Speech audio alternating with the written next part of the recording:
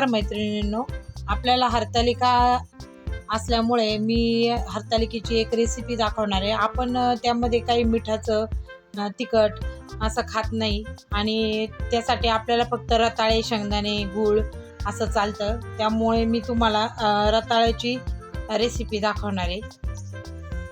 ती रताळी सोलरच्या सहाय्याने अशी आपण साळून घेणार आहे। अशी आपल्याला साळून घ्यायची आहे ती।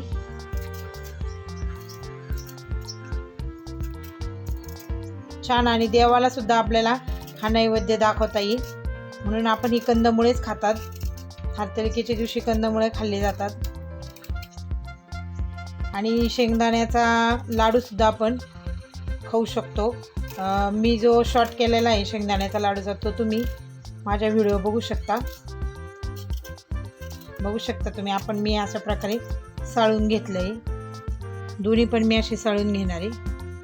तुम्ही बघू शकता मी हे दोन्ही पण रताळे अशी साळून घेतली आहे। आता आपण ती कापून घेणार आहे। ती आता आपल्याला अशी कापायची आहे की ती आपण अशी गोल गोल कापून घेणार आहे वेपर्स सारखी। जास्त जाड ठेवायची नाही। बघू शकता तुम्ही मी कशी कापते ती। बघू शकता अशा प्रकारे आपल्याला त्याचे हे काप करायचे। हे बघा मी कशी काप केली आहे। जास्त पातळ पण नाही करायची आणि जास्त जाड पण नाही करायची। मध्यम सर आपण ही अशी कापून घेणार आहे। बघू शकता तुम्ही मी अशी ही रताळी संपूर्ण दोन्ही पण कापून घेतली। आता आपण कढई गरम करायला ठेवली। यामध्ये आता आपण थोडंसं तूप घालून घेणार आहे। साजूक तूप घालणार आहे थोडंसं, जेणेकरून ते चिटकणार नाही। कढई आपली आता गरम झाली की आपण त्यामध्ये हे काप टाकणार आहे। हे असे टाकून घ्यायचे। यामध्ये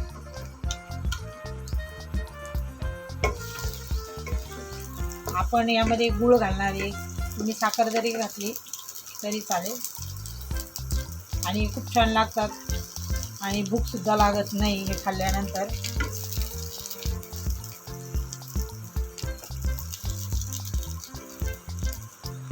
परतून झाले। यामध्ये मी वाटीवर गूळ घेतलाय, तो टाकणार आहे। गूळ असा ठेचून घेतलाय आणि तो आपण त्यामध्ये टाकणार आहे आणि आपण तो परतून घेणार आहे। आता परतून घ्यायचा आहे।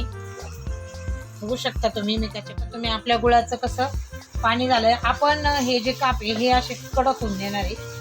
हे कडक झाले की मग ते छान लागतात। असं आपण आता हा पूर्ण गुळ याला लागणार आहे।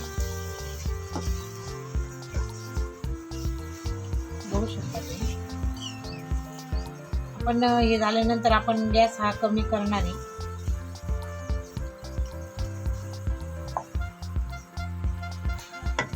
तुम्ही आपलं हे कसं छान असं झालंय। पूर्ण गुळ हा त्या विरघळून त्यामध्ये लागलाय सर्व त्या कापांना।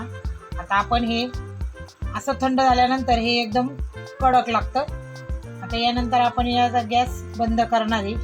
हे खूप छान लागतं। याची रेसिपी तुम्ही एकदा ट्राय करून बघा।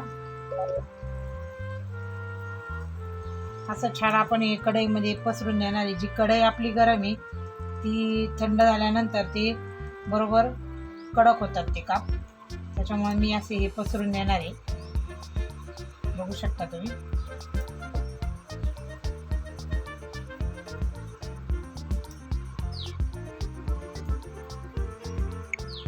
असे संपूर्ण आपण ही कढईला असे पसरून देणार आहे।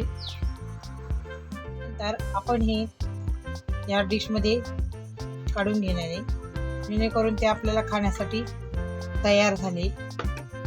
बघू शकता तुम्ही।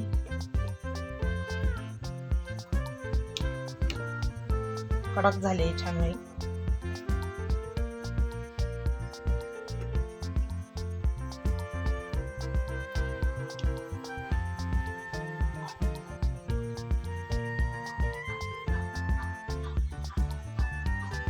आपण हे कसं आपल्या हरतालिकेच्या उपवासासाठी खाण्यासाठी तयार केलंय। तुम्ही ही रेसिपी करून बघा आणि व्हिडिओ आवडल्यास लाईक करा, शेअर करा, सबस्क्राईब करा आणि व्हिडिओ बघितल्याबद्दल धन्यवाद।